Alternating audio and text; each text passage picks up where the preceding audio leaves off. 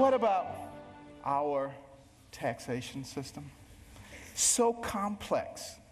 There is no one who can possibly comply with every jot and tittle of our tax and say. What we need to do is come up with something that's simple. And when I pick up my Bible, you know what I see? I see the fairest individual in the universe, God, and he's given us a system. It's called tithe. Now, we don't necessarily have to do it 10%, but it's principle. He didn't say, if your crops fail, don't give me any tithes. He didn't say, if you have a bumper crop, give me triple tithes. So there must be something inherently fair about proportionality. All right, finally, after months, if not years, of hearing President Obama lecture the so-called rich about paying their fair shares, well, somebody finally had the courage to stand up and issue a rebuttal to the president and his divisive class warfare rhetoric. Now, it came when Dr. Benjamin Carson issued a forceful challenge to the president's liberal approach to last week's National Prayer Breakfast. But unlike so many politicians in Washington, the doctor's comments were much more than meaningless bluster. He actually backed him up with facts and policy proposals, including a flat tax. Joining me now to talk about his approach to saving America's failing economy, my guest for the hour, please, everybody, welcome back, Dr. Benjamin Carson. But I'm just curious, I don't know if anyone's even asked you this question yet. What was the president's reaction personally to your speech? Did you talk to him? I talked to him afterwards, and he came over. He was very gracious, said, you know, thank you for your speech.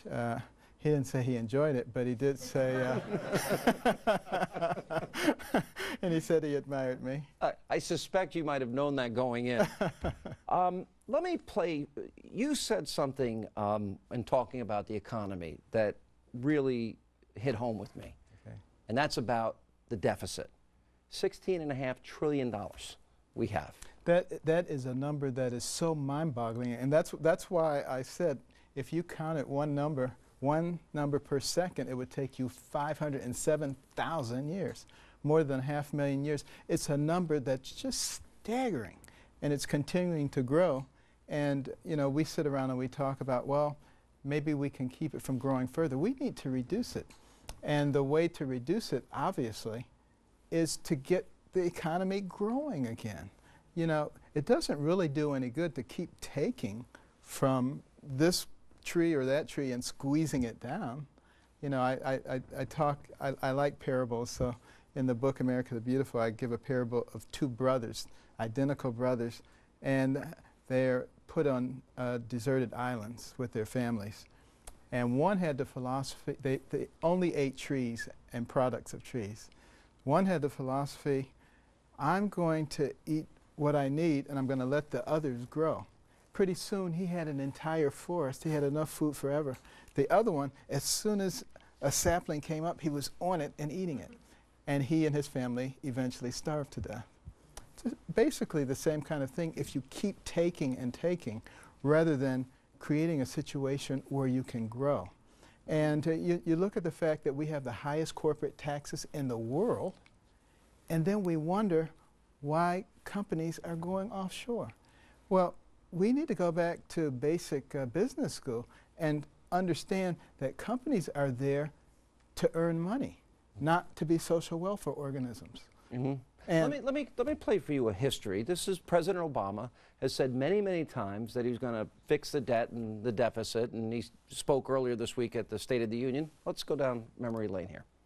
Now, what I've done throughout this campaign is to propose a net spending cut. And I want to go through the federal budget line by line, page by page.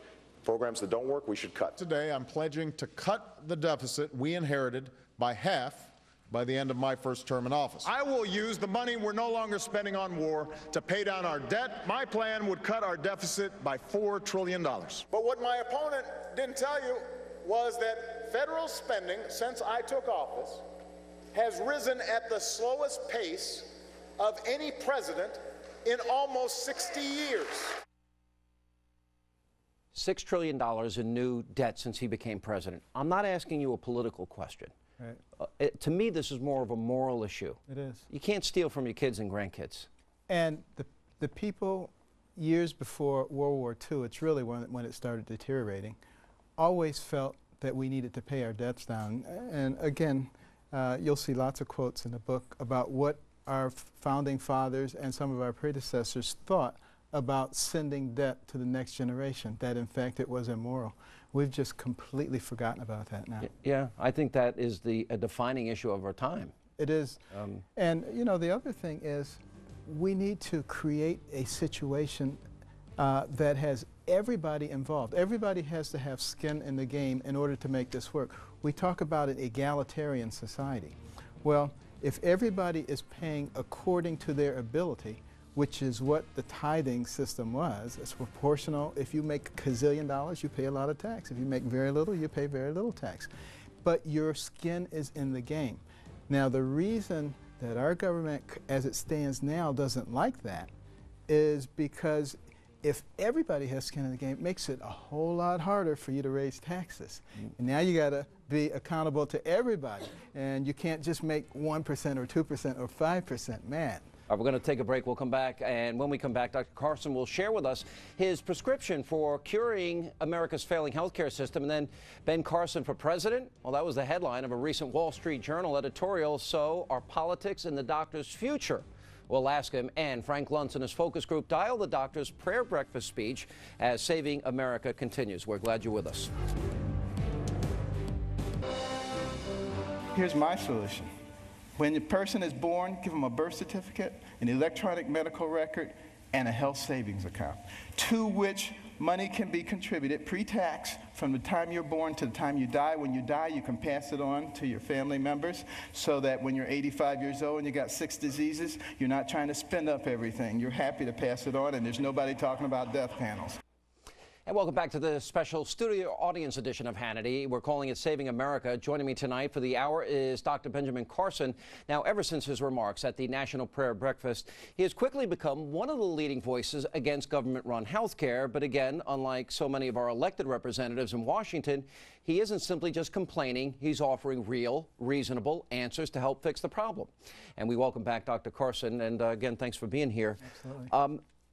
You gave a speech, a commencement speech in 2007, and you used a great analogy about if you give people their own accounts, and you used food stamps as an analogy. Right. And you said people don't buy a porterhouse on day one. Right, exactly, because you know, there are some government programs that do work, and food stamps do save people's lives. I think probably it's been abused a little bit and gone beyond that point now, but it serves as a good model because when people get their monthly allocation, they don't go out and buy porterhouse steak the first 5 days and starve the rest of the month. They learn how to allocate.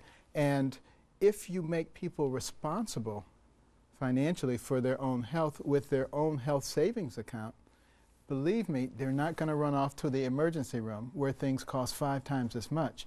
They're going to go to a clinic.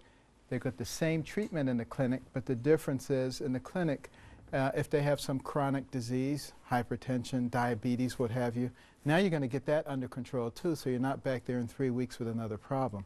So it begins to make a great deal of difference. Also, with the health savings account, you are going to develop a relationship with that healthcare provider.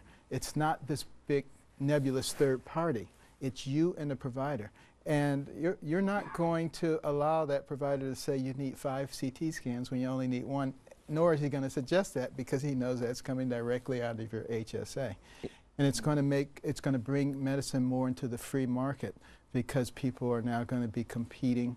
And this is the way it should be. You know, it's interesting. I have never been able to figure out.